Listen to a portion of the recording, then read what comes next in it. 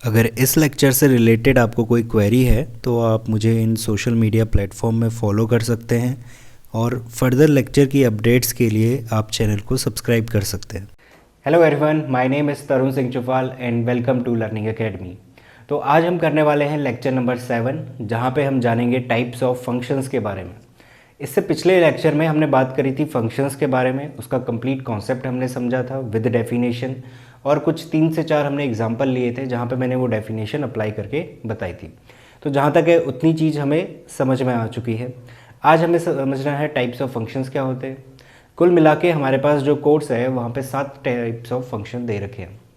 अब इस लेक्चर में हम पर्टिकुलर 4 टाइप्स ऑफ फंक्शंस पढ़ने वाले हैं और बाकी के जो 3 टाइप्स ऑफ फंक्शन रहेंगे वो हम नेक्स्ट लेक्चर में कवर करेंगे।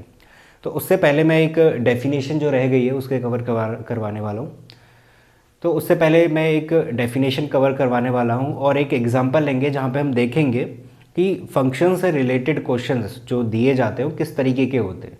क्योंकि रिलेशन के किस तरीके के क्वेश्चन रहते हैं हमने देख चुके हैं। रिलेशन के केस में ज़्यादा से ज़्यादा हमसे पूछता क्या है, हमसे कहेगा रेंज निकालो, कोडोमेन निकालो, डोमेन बताओ।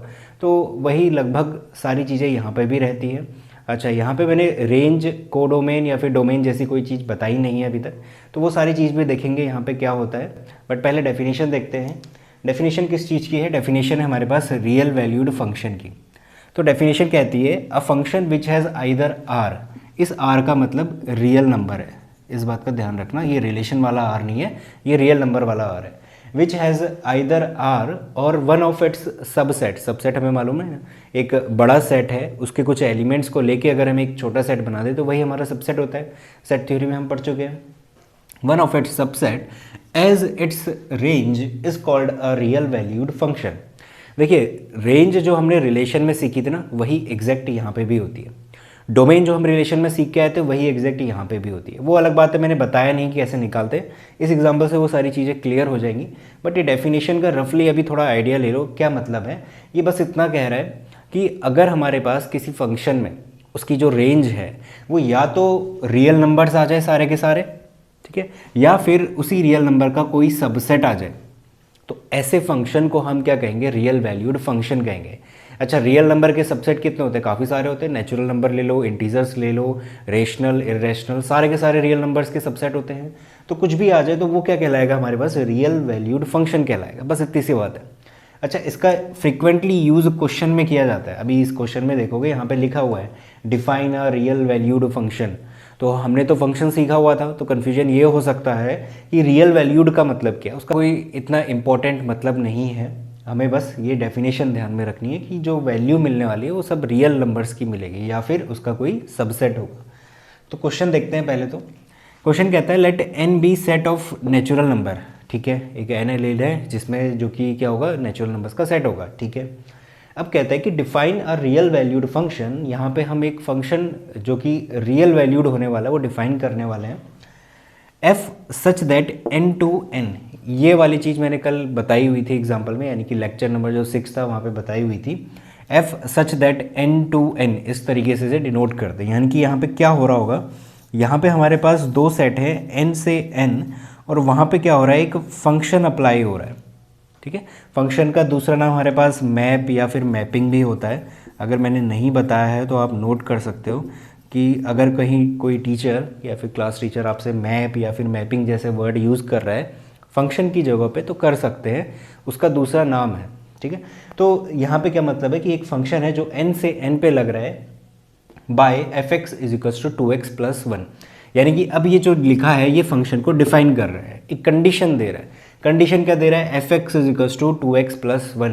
ये सारी बात हम लेक्चर नंबर 6 में देख चुके हैं। मैंने बताया था ना, y is equals to 2x plus 1 अगर दिया हुआ है तो y की जगह पे हम एफ एक्स लिख सकते हैं या फिर एफ एक्स की जगह पे हम y लिख सकते हैं। तो वही चीज़ है 2x प्लस 1। तो ये हमारे पास क्या होगी? डेफिनेशन हो गई इस फंक्शन की, यानी कि ये कंडीशन फुलफिल होनी चाहिए। अब इसके बाद क्वेश्चन कहता है यूजिंग दिस, इसका यूज़ करते हुए, यानी इस डेफिनेशन का यूज़ करते हुए कंप्लीट करो ये दी हुई टेबल। अच्छा, ये टेबल में क्या दिया हुआ है? ये टेबल में कहता है कि x की वैल्यू अगर 1 रखते हैं तो y कितना मिलेगा। या फिर मैं इसको ऐसा भी कह सकता हूँ ना, क्या कि फंक्शन में अगर हम 1 रखते हैं यानी कि उसको क्या लिखेंगे? f1 लिखेंगे। ये है F X is equals to 2x plus 1।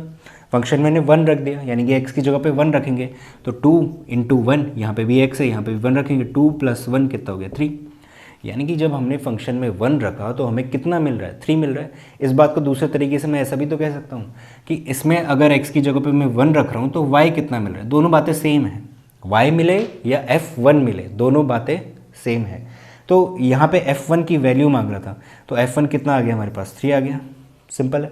अच्छा अब 2 रख देते हैं, फंक्शन हमारे पास ये वाला है, यहाँ पे अगर मैं 2 रखता हूँ तो 2 इंटू 2 प्लस 1, 2 टू 4 प्लस 1 5, यहाँ पे 5 आएगा।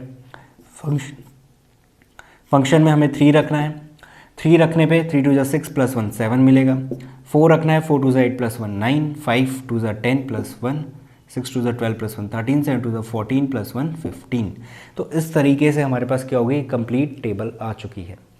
तो ये सब कुछ क्या था, ये सब कुछ वैसे तो हम एग्जाम्पल में देख चुके थे ऑलरेडी पिछले लेक्चर में, बट फिलहाल इस तरीके का पर्टिकुलर हमारा क्वेश्चन रहता है जब हम फंक्शन का केस लेते हैं। अगर इसमें मैं ये कहूँ f(x = 2x + 1) है, ये एक टाइप की मशीन है, इस तरीके से भी हमने समझा था, जिसमें हमने कुछ इनपुट रखा और बदले में हमें कुछ आउटपुट मिला। तो मिल तो रहा है क्या, हमने 1 इनपुट दिया, बदले में 3 मिला, हमने 2 रखा, बदले में 5 मिला, 3 रखा 7 मिला, एंड सो ऑन। तो इस तरीके से भी समझ सकते हो कि फंक्शन एक मशीन है जिसमें हमने इनपुट रखा, आउटपुट मिला। या फिर दूसरा ये सिंपल सा तरीका कि हमने जस्ट वैल्यू रखनी है x की और हमें y मिलते रहेंगे, या फिर हमें f1 f2 f3 f4 इस तरीके से मिलता रहेगा। ठीक है, तो जहाँ तक ये कंप्लीट हो गई टेबल, और क्वेश्चन सॉल्व करना था इसी तरीके से सॉल्व होगा।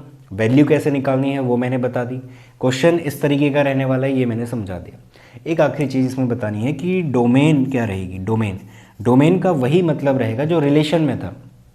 अच्छा यहाँ पे क्या मतलब रहेगा, यहाँ पे देखो x और y ये जो मिल रहे हैं एक तरीके के ऑर्डर्ड पेयर ही तो हैं, यानी x की जगह पे मेरे पास क्या आएगा 1 और y की जगह पे कितना रहेगा 3, तो 1,3। तो डोमेन में नहीं, अभी तो ये जस्ट मेरे पास क्या है फंक्शन में वैल्यू मिल रही है, ऑर्डर्ड पेयर मिल रहे हैं। 2,5 ये दूसरा ऑर्डर्ड पेयर रहेगा, देन 3, हमारे पास क्या मिला 7 मिला, इसकी इसी तरीके से और भी मिले हुए हैं 4,9, 5,11, 6,13, 7,15। तो ये सारे के सारे एक तरीके के ऑर्डर्ड पेयर ही तो हैं। अब रिलेशन में हमने एक बात सीखी थी, जो भी ऑर्डर्ड पेयर रहेंगे उनका जो पहला एलिमेंट है उसे पिक कर लो और डी में रख दो, यानी डोमेन में रख दो और सेट बना दो उसका, तो वही हमारे पास डोमेन होता है। तो वही एग्जैक्ट डेफिनेशन यहाँ पे भी एप्लीकेबल है। तो यहाँ पे हमने क्या क्या चीज़ें रखी, हमने 1 रखा, 2 रखा, 3 रखा, 4 रखा, 5 रखा, 6 रखा और 7 रखा, दैट्स इट। तो ये क्या कहलाएगा इस केस में, इस पर्टिकुलर केस में, इस टेबल में ये डोमेन कहलाएगी जो हमने रखी, यानी x की जगह पे रखी। बदले में क्या क्या मिला हमें, वो हमारी रेंज हो जाएगी। यानी कि रेंज हमने क्या सीखा था, हमने ये सीखा था ऑर्डर्ड पेयर में जो सेकंड एलिमेंट हमें मिल रहे हैं उन सब का सेट बना दो, वो रेंज कहलाएगी। तो वही चीज़ें हैं यहाँ पे, क्या है 3 है, 5 है, 7 है, 9 है, 11 है, 13 है, 15 है। तो हो गया हमारे पास, रेंज भी हो गया, डोमेन भी हो गया। कोडोमेन का मतलब क्या है, कोडोमेन का वही मतलब रहेगा जो वहाँ सीखा था। क्या सीखा था कोडोमेन के बारे में, कोडोमेन वो सेट होता है कंप्लीट दूसरा सेट, यानी कि यहाँ पे दूसरा सेट कौन है, अगेन नेचुरल नंबर है। तो कोडोमेन अगर देखा जाए तो कंप्लीट नेचुरल नंबर ही हमारा क्या कहलाएगा, कोडोमेन कहलाएगा। ठीक है, अब ये जो रियल वैल्यूड वाली बात हमने सीखी हुई थी उसको यहाँ पे अप्लाई करके देखते हैं एक बारी। रियल वैल्यूड फंक्शन क्या होते हैं, क्या डेफिनेशन कहती है, डेफिनेशन ये कहती है वैसे फंक्शन जिनकी रेंज या तो रियल नंबर आ जाए या फिर रियल नंबर का कोई सबसेट आ जाए, वो हमारा रियल वैल्यूड फंक्शन कहलाता है। अब स्टार्टिंग में क्वेश्चन में उसने बोल दिया था ये है रियल वैल्यूड फंक्शन, चेक कर लेते हैं। यही रही हमारे पास रेंज, ये जो रेंज मिल रही है ये सबसेट ही तो है रियल नंबर्स का। तो हो गया हमारे पास, डेफिनेशन फुलफिल हो गई। तो रियल वैल्यूड फंक्शन का मतलब यही है और हमें फ्रीक्वेंटली क्वेश्चन में यूज़ करते हुए देगा, तो वहाँ पे कंफ्यूज नहीं होना क्योंकि हमने सीख लिया रियल वैल्यूड फंक्शन की डेफिनेशन। ठीक है, तो ये एग्जाम्पल कंप्लीट हुआ। अब हम जाते हैं टाइप्स ऑफ फंक्शन करते हैं। तो जो पहला फंक्शन है हमारे पास, पहला टाइप है वो है आइडेंटिटी फंक्शन। देखिए आइडेंटिटी फंक्शन का क्या मतलब होता है वो सारा कुछ यहाँ पे दिया हुआ है, इसी डेफिनेशन को हमें समझना है और यहाँ से एक फंक्शन मिलेगा हमें जिसको कि हम कह सकते हैं f(x = x), f(x = x, या फिर अगर मैं सिंपली y = x भी कहूँ, दोनों का मतलब सेम है क्योंकि मैं बता चुका हूँ y का मतलब fx और fx का मतलब y। तो इस टाइप का फंक्शन हमारा क्या कहलाता है, आइडेंटिटी फंक्शन। अच्छा इसमें x कहाँ से होगा, x हम ले सकते हैं किससे, r से, r यानी कि रियल नंबर। तो ये कंप्लीट डेफिनेशन है इसका। अगर समरी बताई जाए तो ये है बस, यानी कि फंक्शन ये है और यहाँ पे जो एलिमेंट लेने हैं वो क्या करने हैं, रियल नंबर में से हमें पिक करना है। तो एक बार समझ लेते हैं डेफिनेशन। डेफिनेशन क्या कहती है? डेफिनेशन कहती है let R be set of real numbers, ठीक है। Define the real valued function, देखिए फिर से है ना रियल वैल्यूड फंक्शन, तो इसका बस इतना मतलब होगा कि इस फंक्शन से मिलने वाली जो भी रेंज होगी वो या तो कंप्लीट आर आ रही होगी या फिर उसी का कोई सबसेट आ रही होगी। तो यहाँ पे डिफाइन करा हुआ है एक real valued function F such that R to R, यानी रियल से रियल पे एक फंक्शन लगाया गया है और वो फंक्शन कैसे डिफाइन करा हुआ है, F X is equals to X से, जिसको कि हम y is equals to X भी बोल सकते हैं। इस वजह से एनसीईआरटी ने दोनों लिखा हुआ है y is equals to F X is equals to X, ठीक है। For each x belongs to r, अब x कहाँ से पिक करना है? अच्छा मैंने बोला ना फंक्शन क्या होता है, एक मशीन होती है, एक मशीन समझिए जिसमें कुछ ना कुछ इनपुट देना होगा तब जाके तो हमें आउटपुट मिलेगा। तो जो इनपुट देंगे वो कहाँ से देंगे, x से ही तो देंगे, यानी कि x की वैल्यू रखी जाती है तब जाके हमें y मिलता है। तो वो जो x रखना है कहाँ से रखना है, रियल नंबर में से। रियल नंबर क्या होते हैं, सभी तरीके के नंबर आ जाते हैं, इंटीजर, रेशनल, इरेशनल, उसमें हम पढ़ चुके हैं, ठीक है।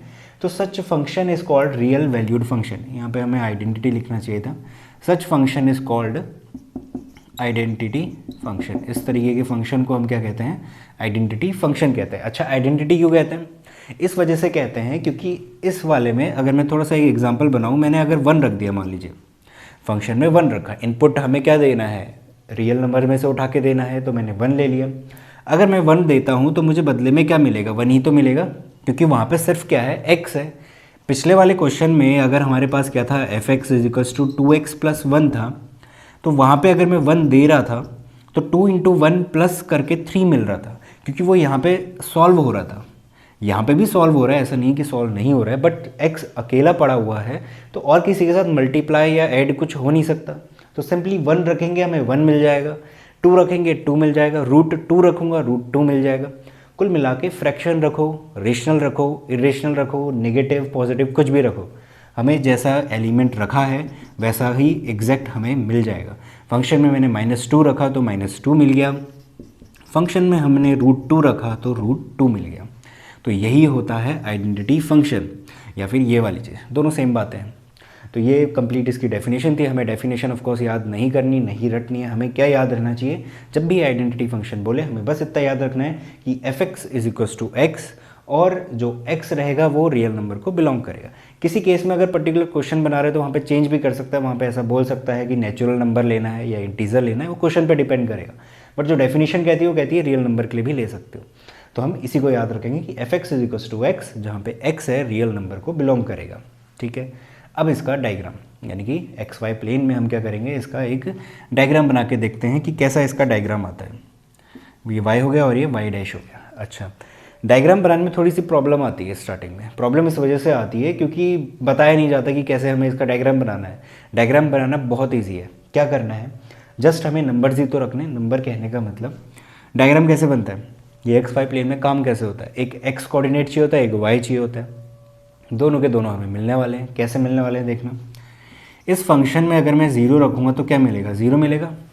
तो हो गया ना 0,0 का पहला कोऑर्डिनेट, ठीक है, यानी कि यहाँ से शुरुआत कर लेते हैं, 0,0 यहाँ रहा। अगर मैं इसमें फंक्शन में 1,1 रखता हूँ, 1 रखता हूँ तो कितना मिलने वाला है, 1 कर चुके हैं, यानी 1,1 मिलेगा। 1,1 यहाँ कहीं होगा। 2 रखूँगा 2 मिलने वाला है, यानी कि 2,2। 3 रखूँगा 3 मिलेगा, 4 4 5 5, इस तरीके से ये चढ़ते जाएगा, ठीक है। अच्छा, मैंने अभी बीच के नंबर्स भी है ना, 0 से लेकर 1 के बीच में इनफाइनाइट नंबर्स होते हैं। अगर उन नंबर्स को भी इस फंक्शन में रखा जा रहा है तो वही नंबर अगेन मिलने वाला है। तो यहाँ पे जो गैप है इस 1 से 1 के बीच में, यहाँ पे जो भी गैप है वो भी तो फिल हो ही रहा है, वहाँ पे भी हमारे पास कनेक्शन मिलेगा, डॉट सारे के सारे कनेक्ट हो रहे हैं। तो ये पूरी की पूरी क्या मिल जाएगी, कंप्लीट लाइन बन जाएगी। ऐसा बिल्कुल नहीं है कि ये 2 पॉइंट के बीच में जो लाइन बन रही है वहाँ पे हमारे पास फंक्शन काम नहीं कर रहा है, वहाँ पे भी हम इनपुट दे रहे हैं। इनके बीच में जो भी नंबर्स हैं उनका भी इनपुट दिया जा रहा है और बदले में फिर से वही मिल जा रहे हैं। तो क्या इमेज बनेगी, एग्जैक्ट यहाँ पे बनेगी। तो इस तरीके से कंप्लीट हमारे पास ये लाइन हो जाएगी। दूसरी यानी कि -1 रखेंगे तो -1 मिलेगा, तो इसका कोऑर्डिनेट यहाँ पे होगा। -2 -2 -3 -3, इस तरीके से यहाँ पे भी ऐसे करके जाएगा। बीच के नंबर्स भी हम लेंगे, उनको भी रखेंगे तो एग्जैक्ट वही चीज़ें मिलने वाली है। तो यहाँ पे भी हमें कंप्लीट क्या मिलेगी, इस तरीके की लाइन जाते हुए दिखेगी। तो ये सिंपल स्ट्रेट लाइन जाती है। यहाँ पे हो सकता है थोड़ी सी टेढ़ी हो गई हो, बट जो ग्राफ रहता है इसका, ये जो हमारे पास आइडेंटिटी फंक्शन है वो ये रहता है। तो ग्राफ भी मालूम होना चाहिए और आइडेंटिटी फंक्शन क्या होता है, इसकी वर्किंग कैसी होती है वो भी मालूम होनी चाहिए। एक आखिरी चीज़ जो इसमें पता होनी चाहिए वो है डोमेन और रेंज। हमसे 1 मार्क्स के क्वेश्चन में पूछा जा सकता है कि आइडेंटिटी फंक्शन की डोमेन और रेंज क्या होती है। अच्छा, डोमेन का मतलब क्या बताया था? डोमेन का मतलब मैंने ये बताया था, क्या, ऑर्डर्ड पेयर में जो पहला एलिमेंट है उन सबको पिक कर लो और डोमेन के सेट में रख दो। ऑर्डर्ड पेयर यहाँ पे किस तरीके के रहने वाले हैं, 0 1 2 3, या फिर रेशनल इरेशनल, कंप्लीट के कंप्लीट रियल नंबर्स हम क्या कर रहे हैं, इसमें पुट कर रहे हैं, किसमें, फंक्शन में। तो इसका मतलब जो डोमेन है हमारे पास ऑर्डर्ड पेयर इस तरीके की ना, 1 0 -1, 0 0, 0, दुनिया भर के √2, √2, यहाँ पे हमारे पास 1, 1 आएगा, -1, -1, 0, 0, ठीक है। इस तरीके के हमारे पास काफ़ी सारे नंबर्स मिलने वाले हैं। इन सब में पहली पोजीशन पे जो भी नंबर्स है वो सारे के सारे क्या है, रियल नंबर्स है, क्योंकि सारे के सारे रियल नंबर्स हम इसमें क्या कर सकते हैं, फिल कर सकते हैं। तो डोमेन क्या हो जाएगी हमारे पास, ऑल रियल नंबर्स, यानी कि आर लिख दिया मैंने। रेंज क्या रहेगी, रेंज में अगेन हमें सारे के सारे क्या मिलने वाले हैं, रियल नंबर्स मिलने वाले हैं। तो रेंज भी क्या हो जाएगी, ऑल रियल नंबर्स। डोमेन को इस तरीके से भी समझ सकते हो, अगर आप ऑर्डर्ड पेयर नहीं निकालना चाहते, डोमेन को ऐसा भी समझ सकते हो। डोमेन का मतलब ये होता है कि एक्स हम क्या क्या रख सकते हैं। सिंपल अगर मैं कहना चाहूँ, डोमेन का मतलब ये होता है कि एक्स की क्या क्या वैल्यूज़ हम रख सकते हैं। आप ऐसे भी शॉर्ट हैंड बना सकते हैं, हम रख सकते हैं, तो आसानी बनी रहेगी। फिर डोमेन के लिए हमें डिपेंड नहीं होना पड़ेगा कि ऑर्डर्ड पेयर कैसे कैसे मिल रहे हैं, फिर उसमें पहला एलिमेंट देखो तो काफ़ी वक्त चले जाएगा। तो बस अब की बार हम ऐसा करेंगे कि x की क्या क्या वैल्यूज़ उस फंक्शन में रखी जा सकती है, वही हमारे पास क्या होता है, डोमेन होता है। तो डायरेक्ट हम वही चीज़ चेक कर लेंगे। तो वही चीज़ है, यहाँ पे भी हम x की क्या क्या वैल्यू रख सकते थे, ऑल रियल नंबर्स, स्टार्टिंग में ही बोल रहा था। तो इस वजह से डोमेन क्या आ गई, आर आ गई, ठीक है। तो जहाँ तक ये चीज़ क्लियर होगी, इसके बाद नेक्स्ट फंक्शन देखते हैं। तो नेक्स्ट टाइप है हमारे पास कांस्टेंट फंक्शन। कांस्टेंट फंक्शन का क्या मतलब है, define a function f such that R2R, यानी कि हमें जो फंक्शन लेना है वो अगेन क्या जाएगा, R2R जाएगा। अच्छा, किस तरीके से जाएगा, कैसे डिफाइन करा हुआ है, y = fx = c। c का मतलब यहाँ पे क्या है, कांस्टेंट से। अभी इसका एक एग्जांपल लेके समझेंगे। और x किसको बिलोंग करेगा, ऑफ कोर्स रियल नंबर को, where c is a constant and each x belongs to r। तो इस तरीके के फंक्शन को हम क्या कहेंगे, कांस्टेंट फंक्शन कहेंगे। इस बात को एक एग्जांपल से लेके समझते हैं। सपोज दैट मैंने लिखा fx = 3 और यहाँ पे लिख दिया जहाँ पे कि x किसको बिलोंग करेगा, रियल नंबर को बिलोंग करेगा। वही ये बात डेफिनेशन कहती है। यहाँ पे तो मैं पर्टिकुलर हो रहा हूँ, यानी कि एक एग्जांपल ले रहा हूँ 3। यहाँ पे वो जनरल बात कर रहा है, कह रहा है c ले लो। c का मतलब है कांस्टेंट, कोई भी कांस्टेंट, पॉजिटिव, नेगेटिव, फ्रैक्शन, कुछ भी हो सकता है। मैंने यहाँ पे 3 ले लिया, तो fx = 3 और x किसको बिलोंग करेगा, रियल नंबर को।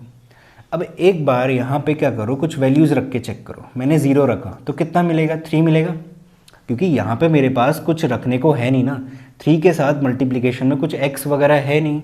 अगर बाई चांस यहाँ पे मेरे पास fx = 3x होता, अगर होता तो मैं यहाँ पे फंक्शन में 1 रख रहा होता तो 3 × 1 कितना हो जाता, 3।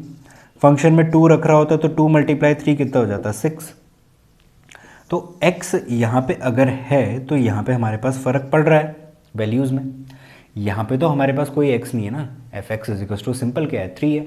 वहाँ पे c के साथ उसने कुछ x लगाया क्या, नहीं लगाया, cx नहीं लिखा है, सिर्फ c लिखा हुआ है कांस्टेंट।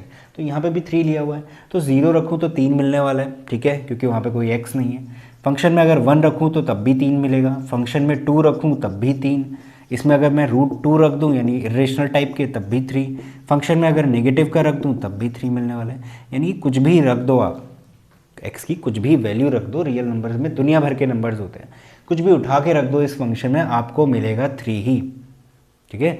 ये इनपुट में कुछ भी ले रहा है, सभी तरीके के नंबर्स ले लेगा ये इनपुट में, बट बदले में जो आउटपुट दे रहा है सिर्फ 3 ही दे रहा है। तो इसका मतलब ये क्या है, एक कांस्टेंट फंक्शन है। वैल्यू क्या मिल रही है हमें, हमेशा कांस्टेंट मिल रही है, और इस केस में क्या मिल रही है, 3 मिल रही है। तो इस तरीके के फंक्शन को हम कांस्टेंट फंक्शन कहते हैं। एक और एग्जांपल ले सकते हैं, मैंने ले लिया suppose that F X is equals to -2।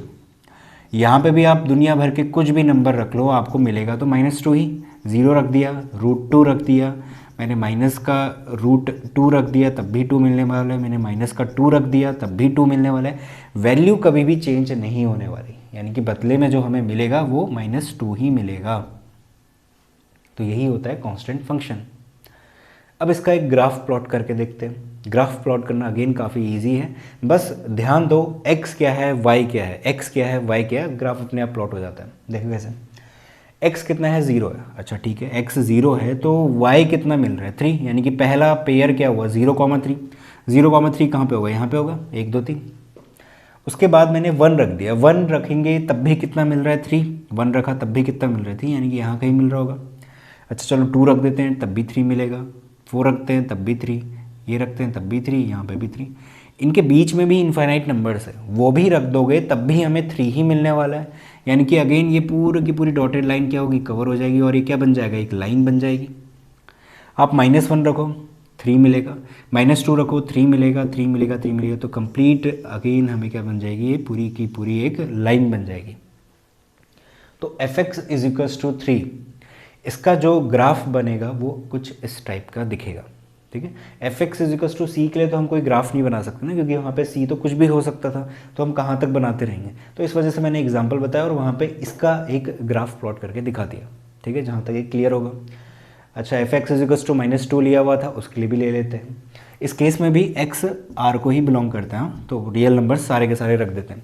-2, अच्छा आप 0 रखो -2 मिलने वाला है, 0 रखा -2, यानी कि 0, -2 कहाँ पे होता है, यहाँ पे होता है। आप 1 रख दो तब भी -2 मिलने वाला है, 2 रख दो तब भी -2, तो इस तरीके से आप बढ़ते चलोगे। सेम लॉजिक इसमें भी है। और अच्छा नेगेटिव के रखोगे तब भी आपको -2 ही मिलने वाला है, तो यहाँ को तो इस तरीके की लाइन मिलेगी हमारे पास, ठीक है। तो ये रहा हमारे पास कांस्टेंट फंक्शन, जहाँ पे हमने इसका ग्राफ प्लॉट करना भी सीख लिया, डेफिनेशन क्या कहती है वो भी सीख लिया, और किस तरीके का ये दिखता है वो भी देख लिया हमने, ठीक है।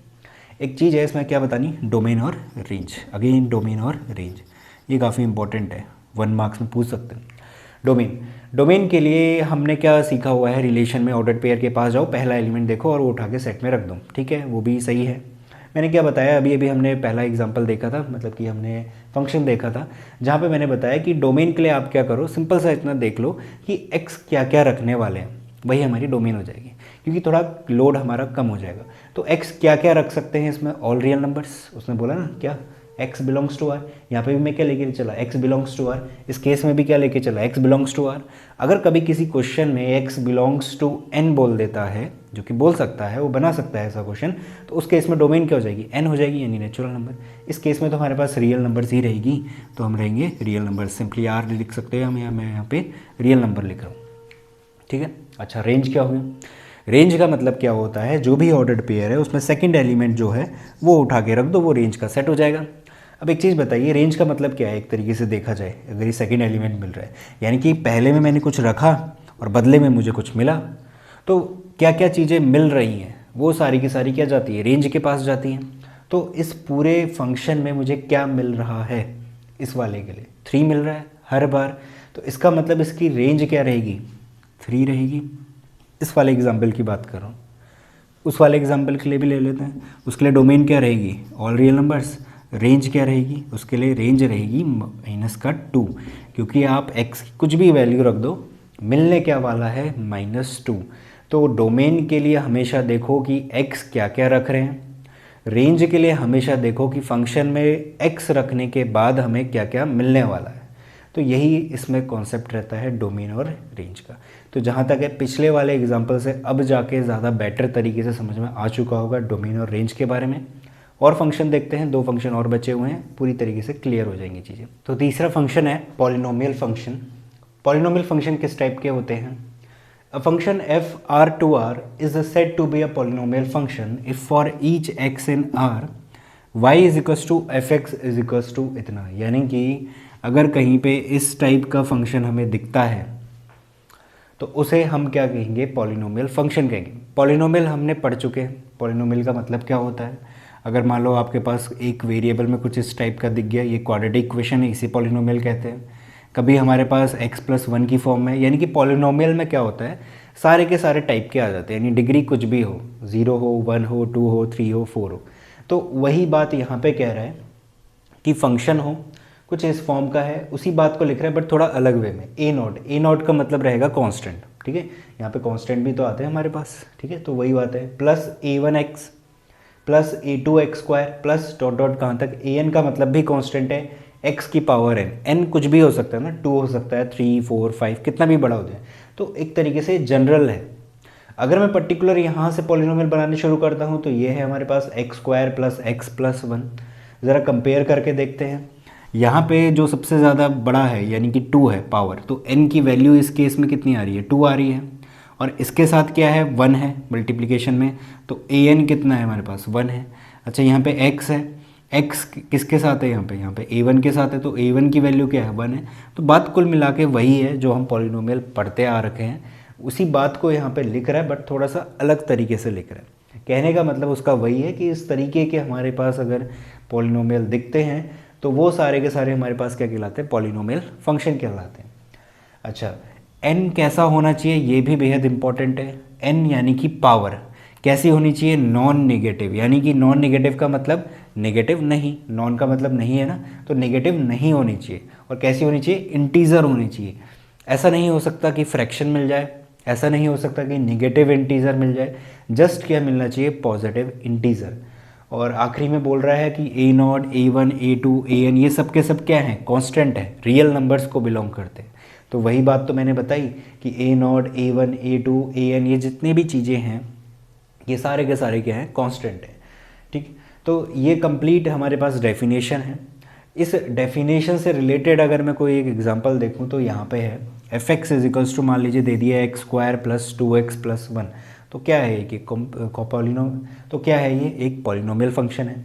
gx is √2x² plus 3x दे दिया, ये भी क्या है, एक पॉलिनोमियल है। hx इज x की पावर 3/2 प्लस 4x², ये एक पॉलिनोमियल नहीं है। ध्यान से देखना, ये एक पॉलिनोमियल नहीं है। रीज़न क्या है, रीज़न बड़ा सिंपल सा है, मैंने यहाँ पे जोर दे के बताया क्या, n कैसा होना चाहिए, नॉन नेगेटिव इंटीजर होना चाहिए, वो भी कैसा, नॉन नेगेटिव, यानी कि नेगेटिव नहीं होना चाहिए, पॉजिटिव होना चाहिए। यहाँ पे तो हमारे पास जो पावर आ गई है x की, यानी कि n की वैल्यू, वो तो फ्रैक्शन में आ गई, तो इसका मतलब ये पॉलिनोमियल की जो डेफिनेशन है उसे फुलफिल नहीं करता, तो ये पॉलिनोमियल फंक्शन भी नहीं हो सकता। थोड़ा इस बात पे भी ध्यान देना कि पॉलिनोमियल कब है कब नहीं है, ठीक है, क्वेश्चन किसी भी तरीके से पूछा जा सकता है। तो ये कंप्लीट पॉलिनोमियल फंक्शन हुआ। इससे रिलेटेड एक कोई एग्जांपल है, इसको देख लेते हैं। एग्जांपल नंबर 13 है एनसीईआरटी का। यहाँ पे कहता है define a function F R2R by fx is equals to x²। ये भी तो एक पॉलिनोमियल है, ठीक है, एक पॉलिनोमियल फंक्शन है। x बिलोंग्स टू r, जहाँ पे x r को बिलोंग करेगा। कह रहे complete the table and find domain and range of function. यहाँ तक क्वेश्चन अलग है, कंप्लीट द टेबल, एक टेबल गिवन थी आपके एनसीईआरटी में, उसको मैंने शॉर्ट में यहाँ पे लिख दिया है। 0 के लिए पूछ रहा था, -1, -2, 1 और 2 के लिए, ठीक है, मैंने टेबल नहीं बनाई। उसके बाद कहता है डोमेन और रेंज बताओ इस फंक्शन के लिए। किस फंक्शन के लिए, इस फंक्शन के लिए, जहाँ पे x क्या रहने वाला है, r रहने वाला है, ठीक है, उसको भी देखेंगे बट पहले टेबल कंप्लीट कर लेते हैं। सिंपल है, फंक्शन में 0 रख दिया, 0 रख दिया तो 0 का स्क्वायर कितना होगा, 0। 1 रख दिया तो 1 का स्क्वायर कितना होगा, 1। 2 रख दिया, इसका स्क्वायर 4। -1 का स्क्वायर 1 हो जाएगा, -2 का स्क्वायर प्लस का 4 हो जाएगा। सिंपल सी चीज़ है, टेबल तो बहुत आसानी से हो जाएगी, ठीक। बात करते हैं किसकी, डोमेन और रेंज की। देखिए डोमेन क्या होगी इस फंक्शन की, डोमेन ऑफ एफ यानी कि फंक्शन। डोमेन के लिए मैंने क्या बोला, डोमेन के लिए मैंने ये बोला कि उस फंक्शन के पास जाओ और देखो x की क्या क्या वैल्यूज़ आप उसमें रख सकते हो। एक बात इसमें बताना, इसमें उसने ऑलरेडी बोला है कि x क्या रखना है, r रखना है, यानी कि रियल नंबर्स रखना है। तो सिंपल दिया तो है हमारे पास, हम जस्ट यहाँ पे रख देंगे क्या, x रख सकते हैं जो कि क्या होंगे, रियल नंबर्स होंगे। तो डोमेन ऑफ f क्या रहेगी, या तो सिंपली आप ऐसा लिख दो r, खत्म, ठीक है, real numbers, all real numbers आ गए इसमें। या फिर ऐसा लिख दो जैसा एनसीईआरटी में गिवन है, वो भी रीड करना आना चाहिए, इसलिए मैं वो भी बता देता हूँ। वो कहता है x such that x belongs to r। इस बात का बस इतना मतलब है कि डोमेन ऑफ फंक्शन क्या रहेगी, वो सारे x, और वो x कैसे होने चाहिए, जो कि रियल नंबर्स हो, x such that x belongs to r। तो ये एक तरीके से सेट बिल्डर फॉर्म हो गई। और ये एक तरीके से रोस्टर फॉर्म तो नहीं कहूँगा, बट हमने डायरेक्ट लिख दिया क्या, रियल नंबर्स। तो दोनों तरीका सही है। ये वाला मुझे समझाना था क्योंकि एनसीईआरटी में गिवन है, इस वजह से मैंने बता दिया। आप ऐसा भी लिख सकते हो, ऑल रियल नंबर्स या फिर उसका सिंबल। अब रेंज की बात कर लेते हैं। रेंज ऑफ एफ क्या होगी?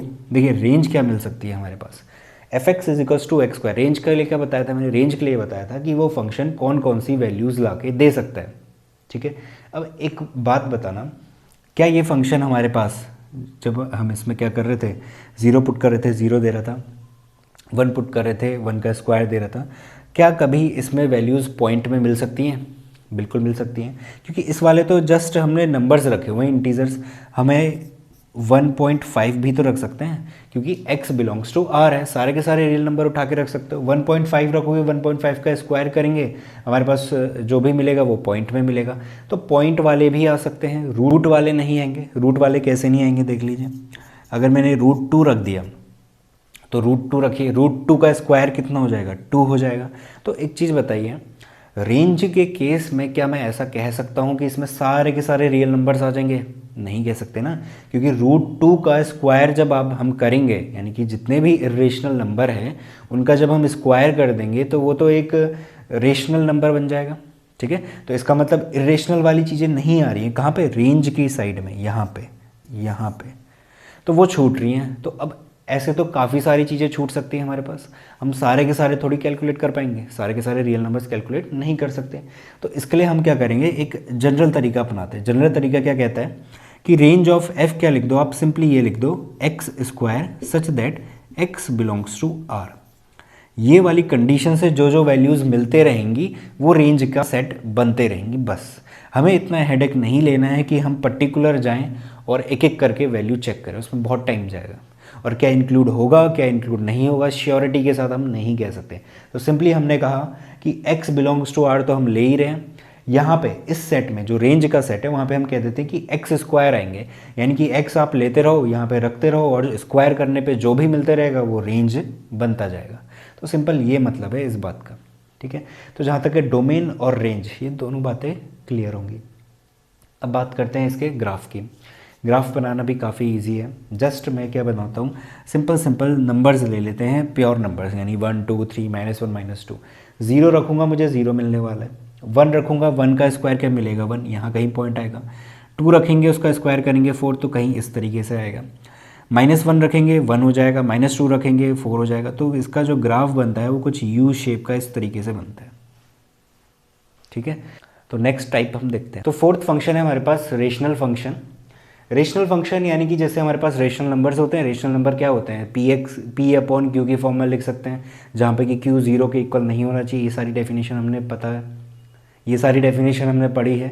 वही सेम यहाँ पे फंक्शन में अप्लाई होता है।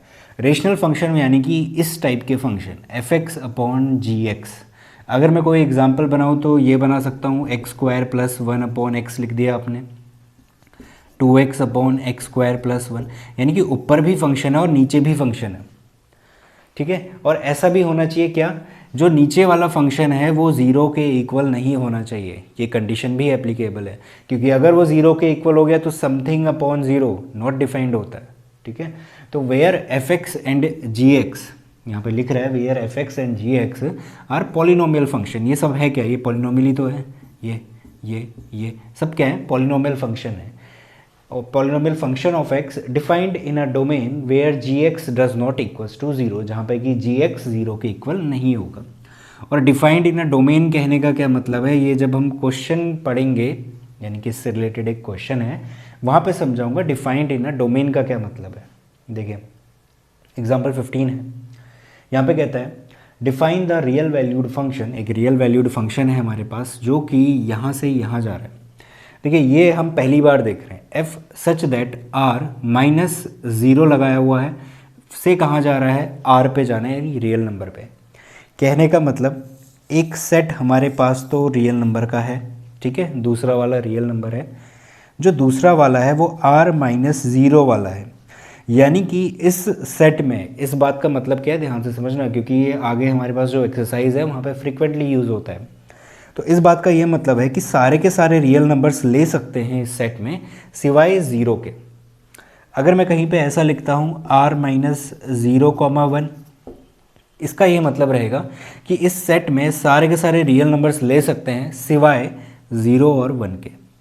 ठीक है, तो जहाँ तक ये बात समझ में आ चुकी होगी कि इसका मतलब क्या है, और बाकी चीज़ें तो हम देखते हुए आ ही रहे हैं।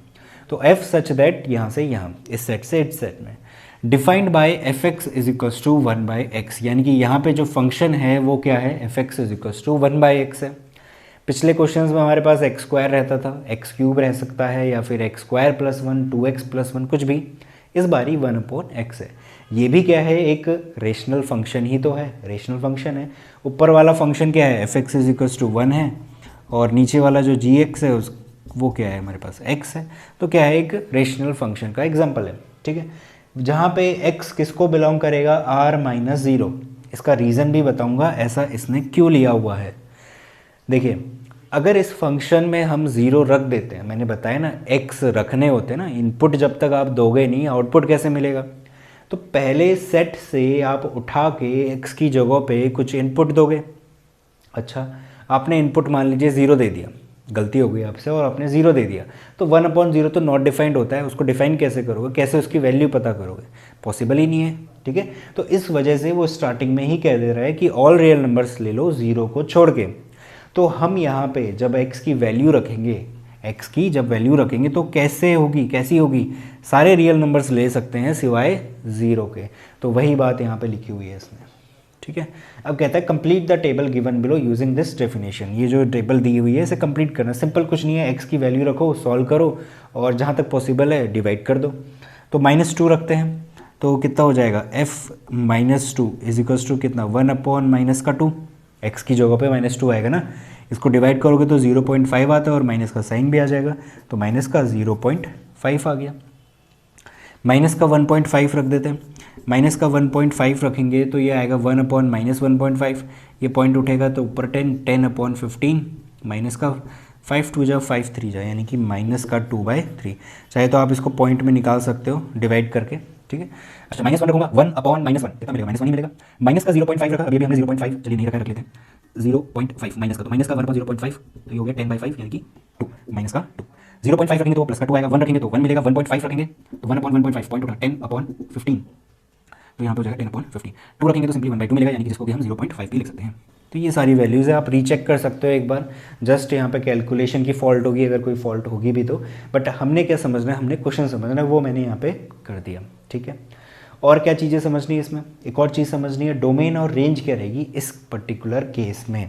तो ये जितने भी मैंने एग्जांपल पिक करे हैं ना, इस पूरी लेक्चर में जितने भी एग्जांपल पिक करें, ये सारे के सारे इंपॉर्टेंट है, और इसकी अगर मैं डोमेन और रेंज बता रहा हूँ तो वो भी काफ़ी इंपॉर्टेंट है। तो सबको ध्यान से समझते हुए चलिए, क्योंकि जब हम एक्सरसाइज पे जाएंगे वहाँ पे क्वेश्चन ऐसे ही रहने वाले हैं। वहाँ पे हमें एक फंक्शन पकड़ा देते हैं, कुछ हमें सेट दे देता है और कहता है इसकी बताओ डोमेन और रेंज क्या होगी। तो जो अप्रोच मैं यहाँ पे यूज़ कर रहा हूँ वही अप्रोच हमें वहाँ पे भी लगानी है। अप्रोच क्या लगानी है, अप्रोच ये लगानी है, मैंने क्या बोला, डोमेन के लिए आप ये देखो कि उस फंक्शन में x की क्या क्या वैल्यूज़ आप रख पा रहे हो, वही हमारा डोमेन होगा। तो इस फंक्शन में हमें दिया तो है, क्या दिया है, x बिलोंग्स टू दिस, तो ये x की वैल्यूज़ मैं इसमें रख सकता हूँ, यानी कि सारे के सारे रियल नंबर्स रख सकता हूँ सिवाय 0 के। ऐसी कोई बाउंडेशन नहीं है कि सिर्फ यही रखने हैं, ऐसा कुछ भी नहीं है, सिर्फ क्या है, 0 पे रेस्ट्रिक्शन है। तो मैं डोमेन क्या लिखूँगा, मैं यहाँ पे लिखूँगा domain of f is equals to r-0। इस तरीके से इसे रीड कर सकते हैं, ऑल रियल नंबर्स एक्सेप्ट 0। ठीक है, अब रेंज की बारी। अच्छा, रेंज ऑफ f क्या आएगी, range of f is equals to, range का मतलब क्या रहता है, रेंज का मतलब ये बताया था क्या, कि जो जो वैल्यूज़ हमें मिल सकती है, कहाँ पे, जब हम क्या कर रहे हैं, डोमेन रख दे रहे हैं, डोमेन रख दे रहे हैं, यानी x की अगर हम वैल्यूज़ रख दे रहे हैं तो बदले में हमें क्या क्या वैल्यूज़ मिल सकती हैं, वो सारा जाएगा रेंज के पास। अब देखिए, एक बार सोच के देखिए क्या क्या आपको मिल सकता है। पॉइंट्स वाले मिल सकते हैं, मिल रहे थे अभी, नेगेटिव मिल सकते हैं, पॉजिटिव मिल सकते हैं, फ्रैक्शन मिल सकता है, सभी तरीके के मिल सकते हैं। एक चीज़ बताइए, क्या कभी हमें 0 मिल पाएगा क्या? ऊपर तो हमारे पास 1 है, नीचे अगर हम 0 रख नहीं सकते, ठीक है, 0 रख नहीं सकते। अगर 0 हमें चाहिए रेंज में, अगर हमें 0 लाना है तो ऊपर 0 होना चाहिए, 0/समथिंग ही तो हमारे पास 0 बन सकता है, 1 तो हटेगा नहीं, तो ऊपर 0 कभी हो नहीं सकता। तो इसका मतलब रेंज ऑफ f में सारे के सारे रियल नंबर्स आ सकते हैं सिवाय 0 के। तो यहाँ पे रेंज क्या रहेगी, ऑल रियल नंबर्स एक्सेप्ट 0। हो सकता है ये चीज़ अभी थोड़ी कॉम्प्लिकेटेड लगे कि डायरेक्टली आप ऐसा कैसे बोल पा रहे हैं। जब एक दो बार आप इस क्वेश्चन को अटेम्प्ट करोगे और कुछ एलिमेंट्स और एक्स्ट्रा निकाल के चेक करोगे, आप चेक भी तो कर सकते हो कि आप फंक्शन में कुछ भी वैल्यू रखो x की जगह पे, आप √2 रखो, आप नेगेटिव रखो, आप फ्रैक्शन वाले रखो, आप ये पाओगे कि जो वैल्यूज़ आपको मिल रही है वो पॉजिटिव भी मिल सकती है, नेगेटिव भी मिल सकती है, इरेशनल भी मिल सकती है, रेशनल भी मिल सकती है, बट कभी भी 0 नहीं मिलने वाली। ठीक है, तो बस वही चीज़ हमें देखनी होती है। तो रेंज क्या मिल गई, ऑल रियल नंबर्स एक्सेप्ट 0। यही एग्जैक्ट अप्रोच हम क्वेश्चन में भी अप्लाई करेंगे। वहाँ पे थोड़ा सा लेंथी बनाना पड़ता है, क्योंकि आपको अगर 2 या 3 मार्क्स में क्वेश्चन दे दिया तो आपको थोड़ा लिखना भी तो पड़ेगा, तो वो सारी चीज़ें भी हम देखेंगे, बट अप्रोच यही रहने वाली है। इसी तरीके से हम क्वेश्चन सॉल्व करने वाले। 4 टाइप यहाँ पे खत्म हुए। आई होप जितने भी टाइप मैंने यहाँ पे समझाए आपको अच्छी तरीके से समझ में आए होंगे। जितने भी एग्जाम्पल मैंने बताए इंपॉर्टेंट हैं, उन सब का भी ध्यान रखना है, उनके ग्राफ हमें ध्यान में होने चाहिए। तो नेक्स्ट लेक्चर में बात करेंगे लेक्चर नंबर 8 में, जहाँ पे हम बाकी बचे हुए 3 टाइप्स के बारे में पढ़ेंगे।